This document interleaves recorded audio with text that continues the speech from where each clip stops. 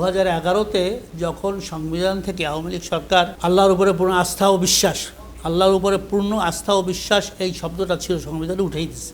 সকল দলই জনগণের কাছে দীর্ঘ 17 বছরের নির্যাতন, জুলুম, অত্যাচারের কথা বলছে। ইসলামী আন্দোলন বাংলাদেশ 17 বছরে কি পরিমাণ নির্যাতন, জুলুম বা অত্যাচারের শিকার হয়েছে বলে আপনি মনে সেটা করেন? শুধু আমারটাই আমি প্রথম বলি, 2011-তে যখন সংবিধান থেকে আওয়ামী লীগ সরকার আল্লাহর উপরে পূর্ণ আস্থা ও বিশ্বাস, আল্লাহর উপরে পূর্ণ আস্থা ও বিশ্বাস এই শব্দটা ছিল সংবিধানে উঠেই দিয়েছে।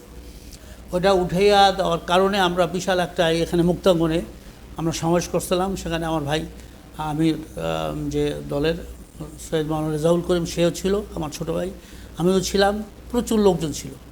তখন ওই বেনজির যে আপনার পুলিশ কমিশনার সে ছিল, তখন আমাদের রাবার বুলেট, গরম পানি এবং আমার পাও এবং হাত এই ফুলা এখনও আছে, পাও হাত ভেঙে দিয়েছিল, আমি পুরো থেকে ফালাই দিতেছে। তারপর 1.5-2 মাসের মতো আমি হসপিটালে ছিলাম।